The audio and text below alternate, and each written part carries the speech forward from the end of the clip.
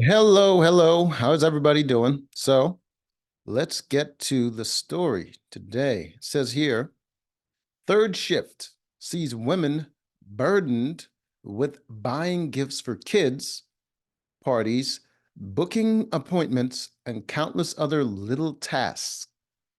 Sick of worrying, women in Iceland are fighting back. Weren't women in Iceland just striking just the other day for equality, even though Iceland is very egalitarian?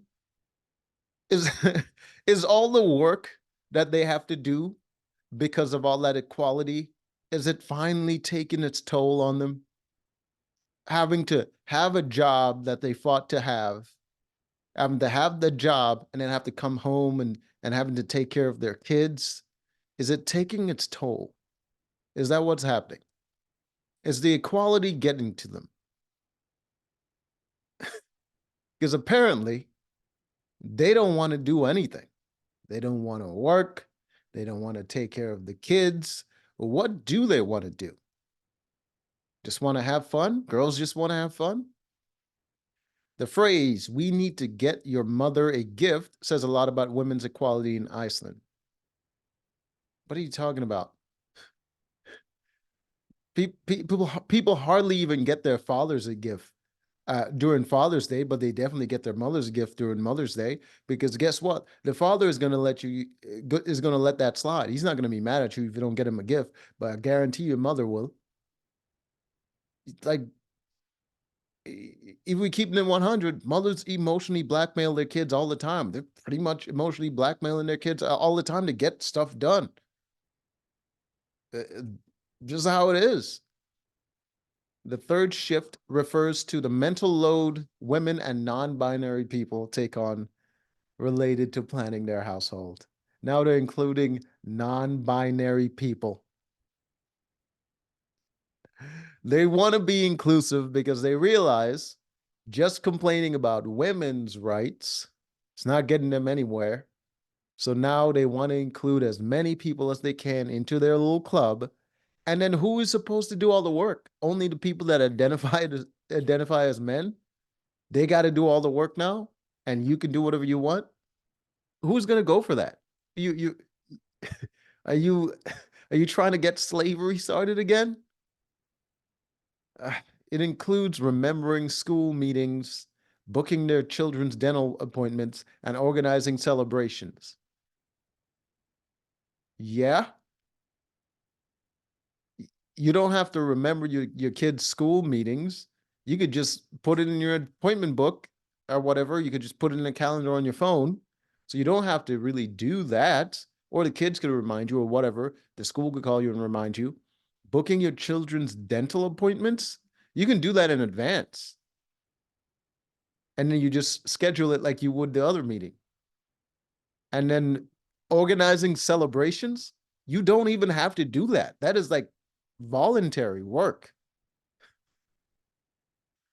Berner, uh, Hran, uh, Bjorn's daughter's favorite sign at Iceland's women and non-binary people strike is in red.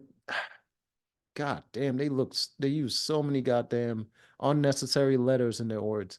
Was short and snappy. We need to get your mother a gift. It was simple but so effective. I'm not saying that name again. Bjorn's daughter. Okay, it's easy to say when you ignore all the nonsense on the screen. The co-founder of LGBT, a lot of stuff, travel and wedding planning company Pink Iceland told Business Insider. So this is like a promotion for her business. So that's like the catch, the hook for her business. We need to get your mother a gift. Okay, an estimated 100,000 women and non-binary people.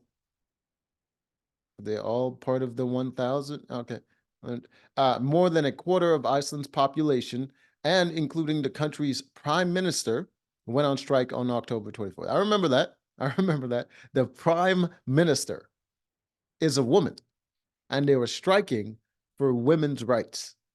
Prime minister. They shunned work, childcare, Well, I mean, you're ignoring your own child. I don't know who you're punishing by doing that, but hey, do you? And chores, your home, for the day to show the contribution women and non-binary people make to the economy and their households, and to protest against gender-biased harassment and violence. Are you protesting against your own partners? Uh, Is this what that is about? Because a bunch of random men that don't live with you is not doing you any harm and forcing you to do childcare or chores or any of that stuff. So you could have just had a conversation with your partner if that's your gripe. And protesting against gender-based violence, that's already a crime, an extreme crime. So who are you protesting against? The criminals? Are you going to strike their businesses? I don't understand. If complaining about crime stopped crime, there would be no crime. It was the seventh strike of its kind in Iceland, and they're going to do more because it's not changing anything because they're already equal. And the biggest since the inaugural Women's Day off in 1975. But this year, there was a new focus added to the mix, the concept of the third shift or mental load taken on by women. So this is the thing. Women don't do more. They just complain about the shit that they already complained about. For instance, if a woman says, if you ask a woman, what does she really do for you? She's going to say, I take care of your kids, right? And be like, all right, you take care of my kids. And then you're gonna come back with, well, I pay the bills, I do all of this. And then what is she gonna come back with? Well, I do the chores. All right, she do that. So she used up all the excuses, all the things she does, right? And then the next argument you have, where she wants you to do something that's extra, you're gonna be like, okay, then if I'm doing this, what are you going to do? She's going to still say, I'm taking care of the kids. So every excuse she uses, it's still loaded 100%. It's never used up. It's always loaded 100%. So she did you a favor last year. She's going to use that to get you to do her another favor. And then after that, she's going to still use that to get you to do another favor. It's never over. So, so this whole third shift mental load nonsense, it's just chores that you do in your own home. That is not something you do for society. That is weird that you would use that as an excuse to get societal changes when it's not something you do for other people, is mostly done for you and people in your immediate vicinity. Because the world doesn't benefit from you doing chores. The world doesn't benefit from you doing childcare. The world doesn't benefit from any of those things. You and the people close to you benefit from those things. That's crazy that that would be your complaint. Because guess what? Everyone does chores. Even lazy people have to do chores because they eventually have to eat and they ain't got no plates. They're going to have to wash something. The idea of women's double burden is well known. All right. Women have to work their first shift of paid labor. They asked to have jobs. They have jobs now. They wanted to work. They get to work. They have the freedom to work. But now it's another complaint. How it I don't even know how they do the mental gymnastics to say that first women have to do jobs when men also work. And then you'll be like, okay, but women work and then we have to do childcare. Who was taking care of the child when you were working?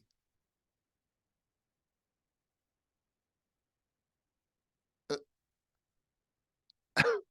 You're like, well, cool. Well, you put them in daycare, you put them to school or whatever. Someone else is taking care of that. And who's paying for that?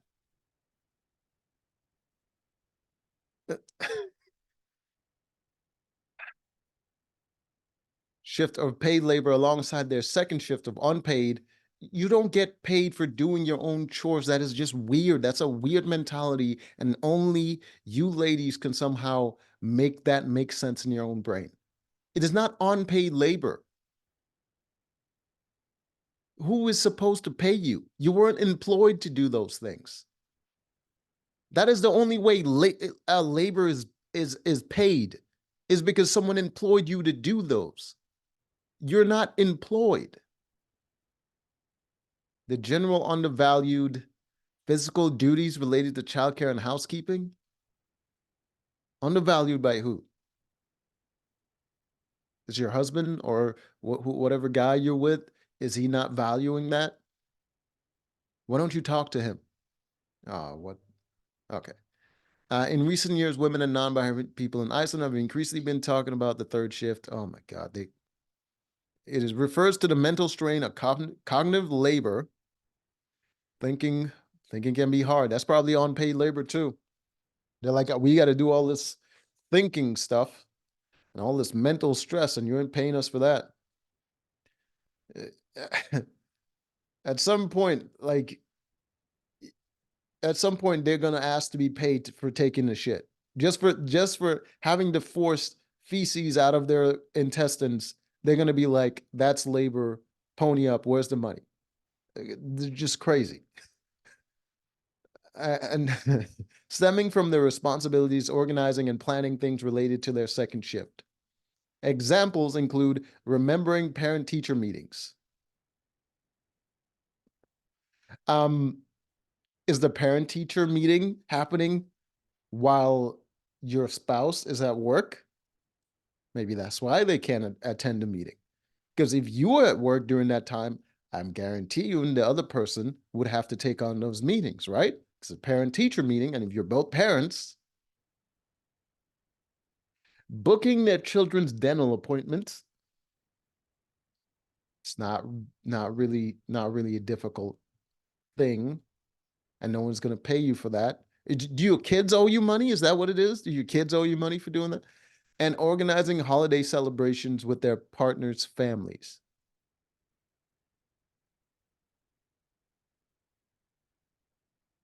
Isn't organizing holiday celebrations voluntary?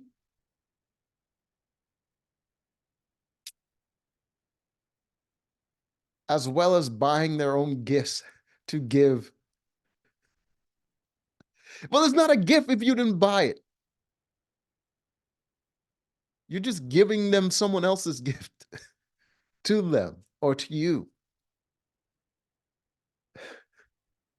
It's just weird, man. Like, how can they claim all these things that is just regular people's stuff that doesn't benefit anybody?